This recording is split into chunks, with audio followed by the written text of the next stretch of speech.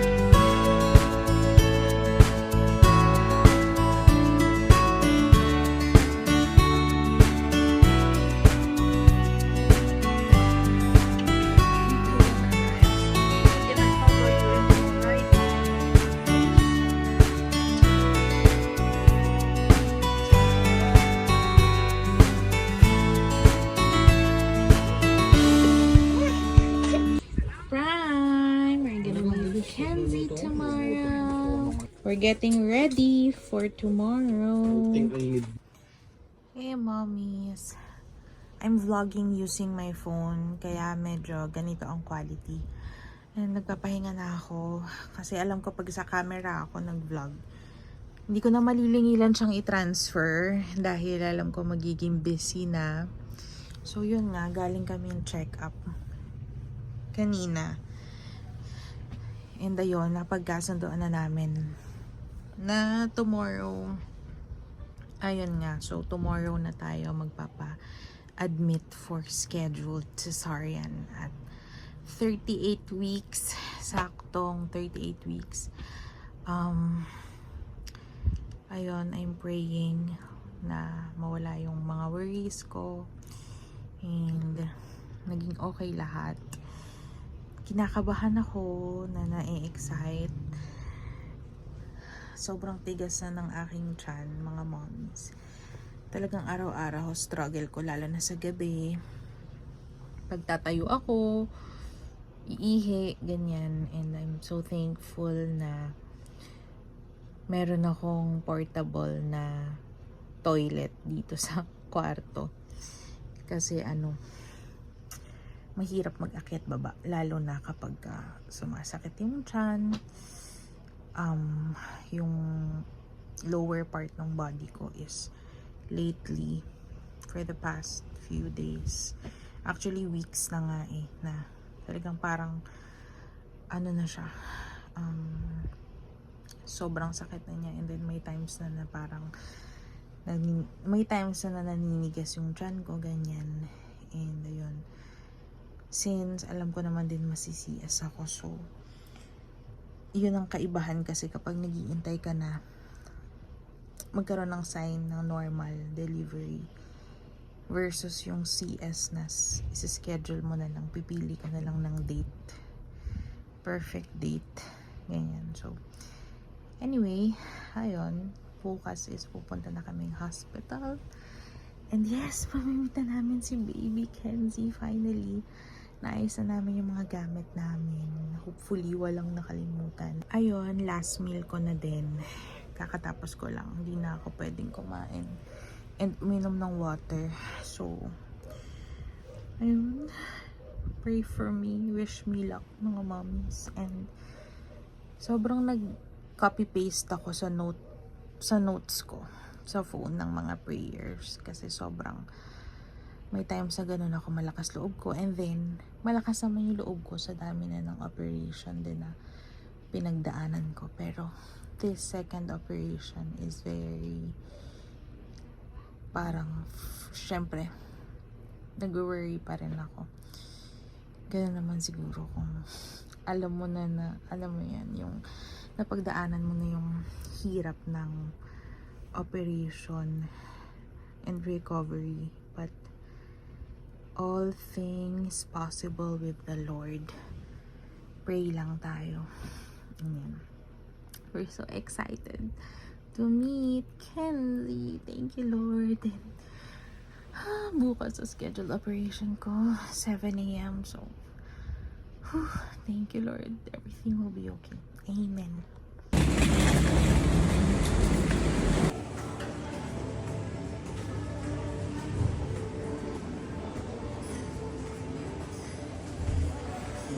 Wala nang mawawala dito, no? Ulo, ikaw kita sa ulo.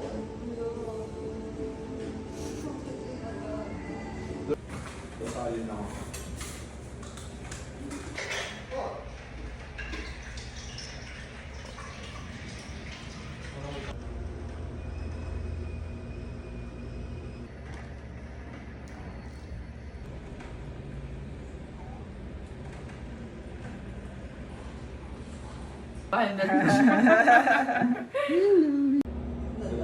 Game. Oo, hatulin konti yung katawan mo tapos ako. Para isabay mo. Sige.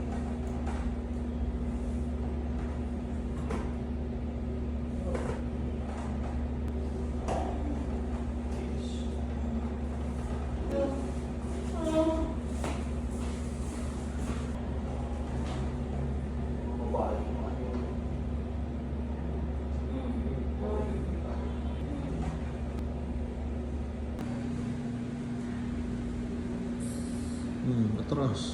Hello, mommies. Nandito ako ngayon sa aming room. And dinala na yung aking first meal. Yung lugaw lang yung kakainin ko, sabi ng nurse. Grabe, sobrang gutom na. Si Pao ay nag-ano lang ng bumibili lang ng rice si Pao. 15 isa. Mura. Kaya nakabili natin ng Sky Fish.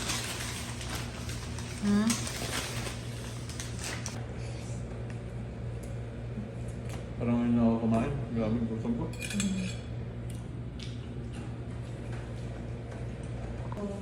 Ano ba yan? Usapang placenta. Ba't hindi mo alam? Hindi kinakain. Hindi sana kinain ko yung hindi na pagkagalan. Sakit ang tiyan. Diretso kain. Pagkagalan. Ay, ako tumawa. Waste. Pakulat. Si ate, bagong rito. Hindi ako makatawa. Mabuti ka mo nilis mo ng talan, hindi siya kumain. Times pa naman yan. Tago na lang. Aray ko. Jollibee, super daming sushi. Siyempre. Si Papa nga, ikaw nga papasinis, hindi ba pa sa akin yung Kaya nga, binibintang mo ng sakit niya. Hindi pa kasi Are you excited? Sabi ko nga kanina, huwag ka lalapit sa akin. Diyan na. May parcel, may parcel. Daming fans! May parcel. Delivery po. Thank you. Thank you po. Ay, nagulat. Brian, come here. Go, you meet your little brother. Ika, dali.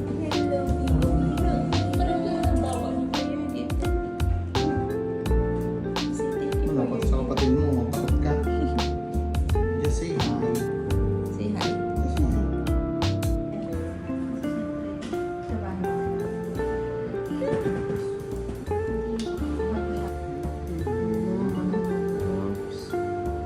And then, yan. Okay. Mom's just pumping your milk. Okay. Wait for mom. Wait for mom's milk. Wait lang, dali lang po. Oh, wait lang po. Oh, wait lang po, baby. Oh, wait lang natin, ha. Dali lang. Oh, baby.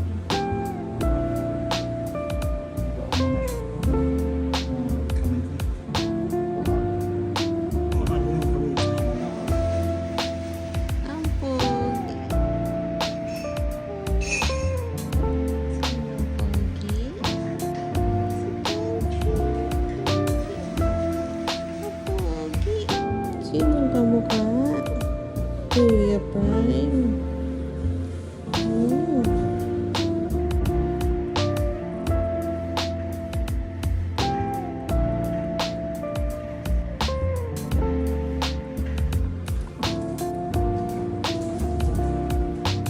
Ito na ang ating first meal. Solid, mga mommies.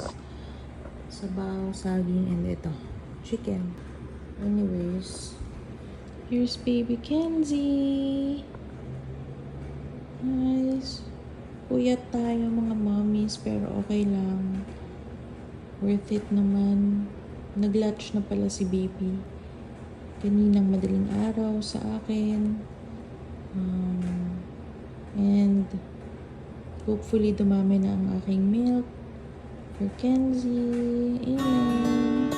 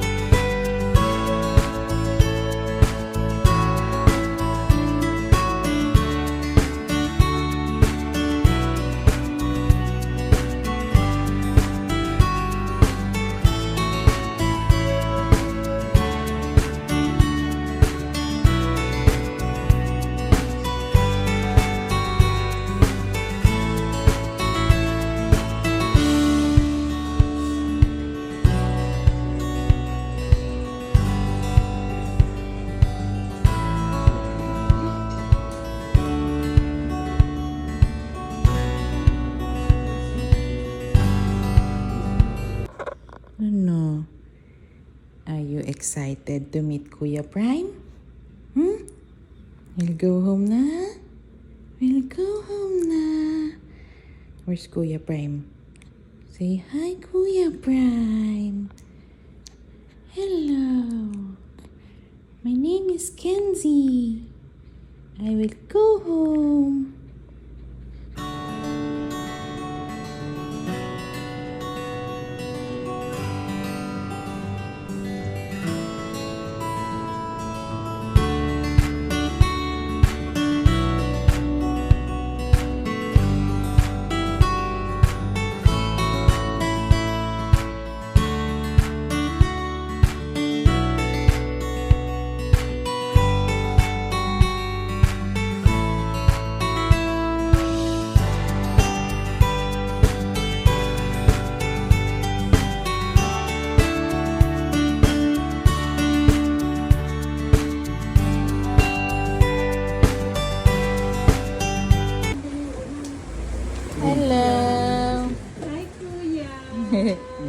Ito, ma'am. Miss you. May sugat si mom here. Ay, sugat si mami, ha? Look at Kenzie. Ay, hindi. Napuputol ng meeting. Alam, marunong. Bebe, tulak mo likod ni ma'am.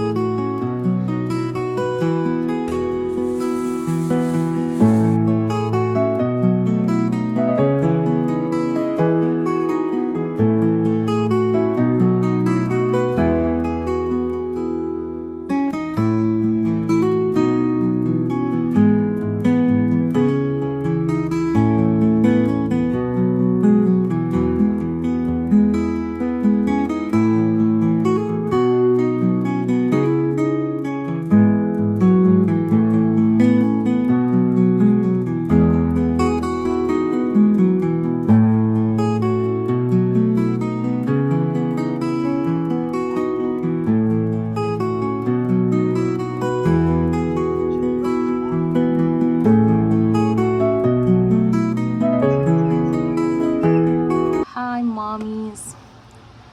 Postpartum day 2. Hindi. Postpartum day. Ano ba ngayon? Tuesday, Saturday, Sunday. Day 4. So, itatry ko mag-pump ng konti. Kasi si baby is, di siya makapag-latch ng maayos. So, kailangan kong mag-build ng supply.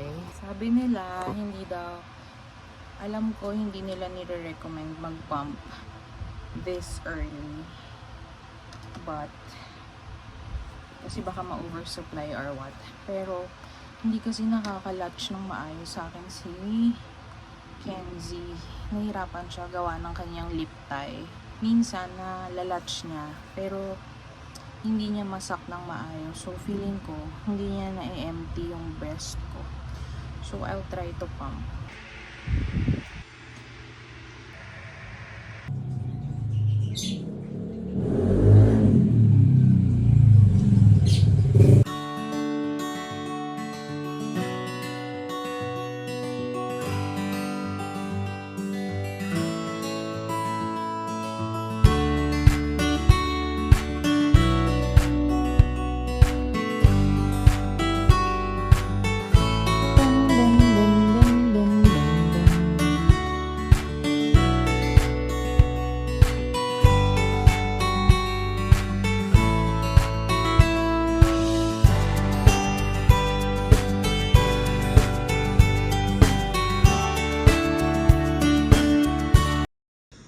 Tutulog si baby. And ito si Kuya Prime.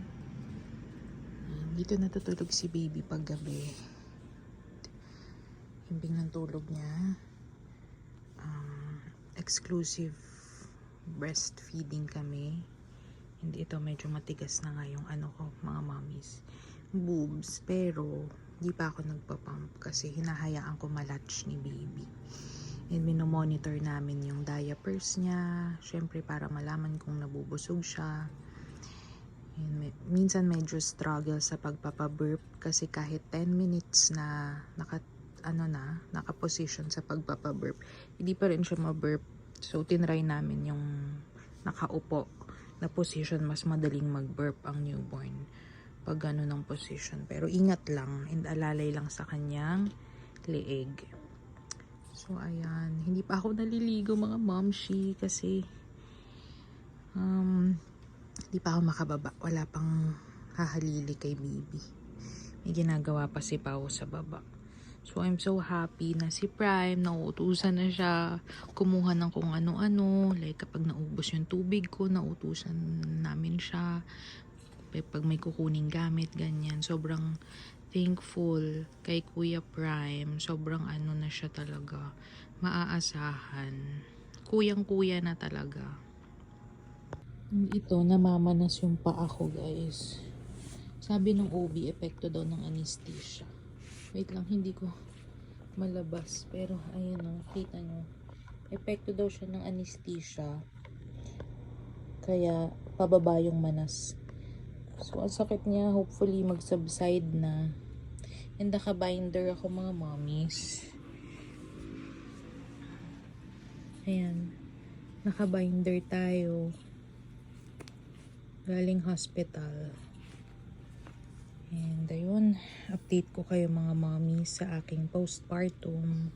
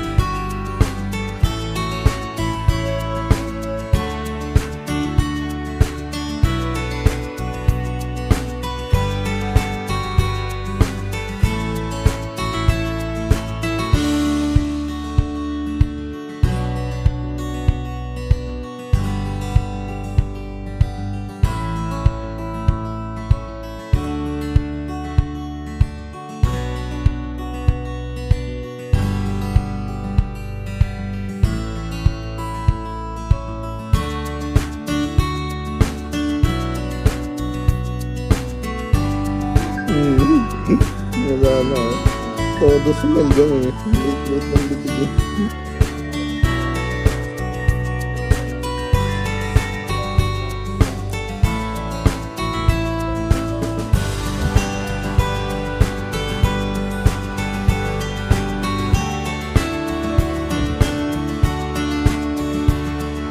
Hello, mommy. 6 days postpartum tayo.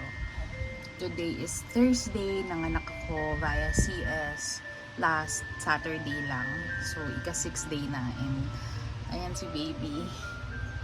Super helpful nung swing na yan, mga mommies. Kasi, ayan, kada behave lang siya. As in, kada feeding niya, kada dede niya is, ayan, nakakatulog na siya. Tapos, lalapag lang siya sa swing. Ayan, hihimbing na yung tulog niya. And then, 2 hours siyang straight na makakatulog dyan.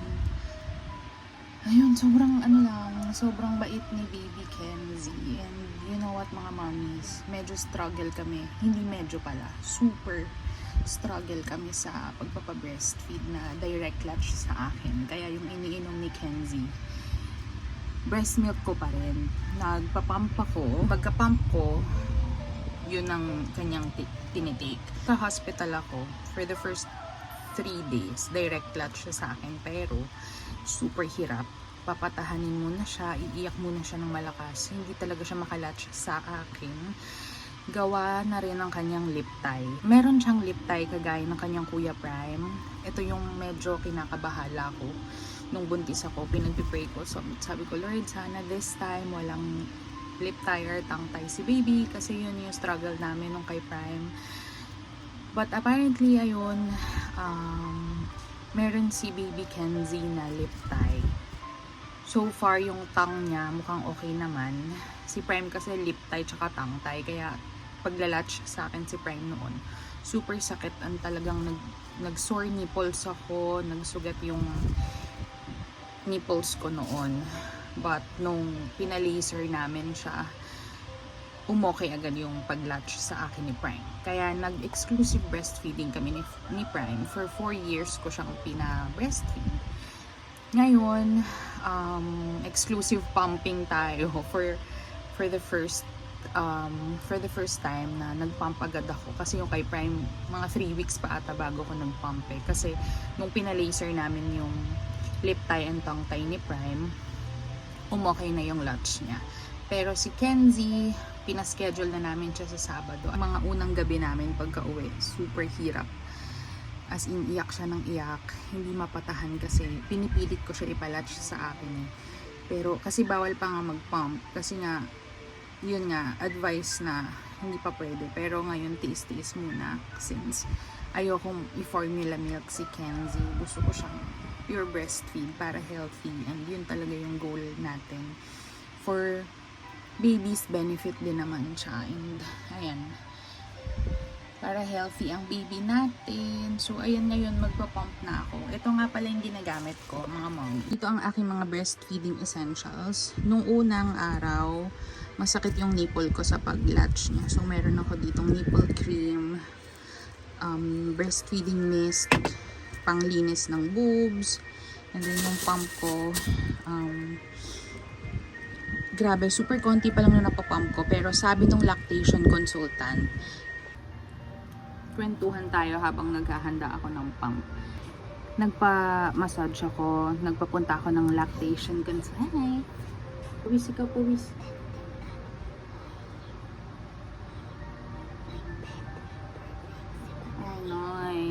Sabi ni Prime, namatay yung kanyang pet na bird, si Simba. Kawawa naman. Minasage ako, lactation consultant, super helpful din. And marami akong clog ducts ba ang tawag doon, or plug ducts. Basta yun, minasage niya yung breast ko. And yun,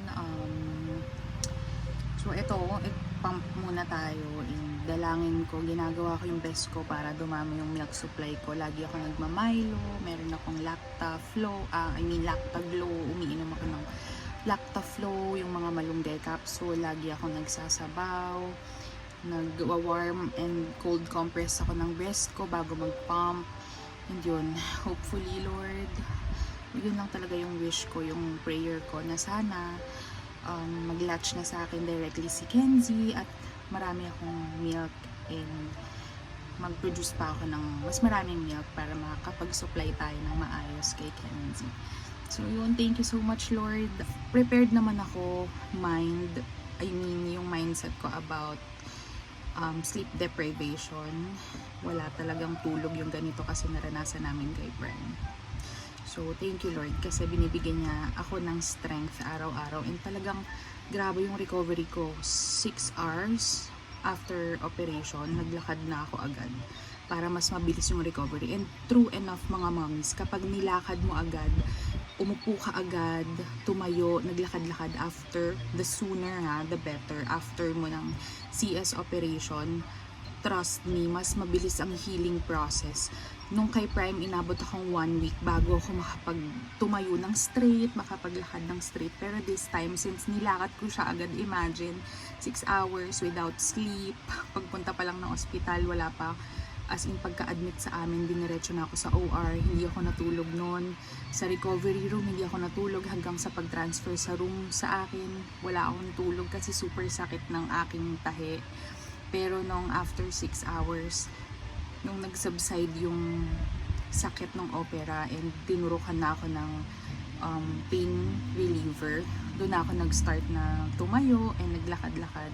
And ayun, kaya ngayon pag uwi ko, hindi na ako alagain. Yun naman kasi yung prayer ko talaga, na sana makapag-recover ako ng maayos para ako mismo maalagaan ko ng maayos si baby, and hindi ako stress, hindi ako alagain. Alam mo yun, nakakakilos pa rin ako, and hindi ako dagdag sa kailangan asikasuhin.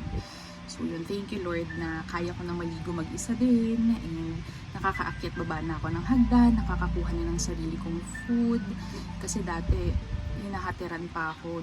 Ganyan lang kaunti yung napoproduce ko mga mommies, kasi ganito lang din na konti yung nakukonsume ni baby. Almost 1/2 ounce ang kanyang nakukonsume every 2 hours, kasi maliit pa yung tummy nila. So ito yung tinatry nating i-build, and hopefully after a week or 2 mas mag-increase siya, kasi syempre mag-i-increase na din yung volume ng intake ni baby.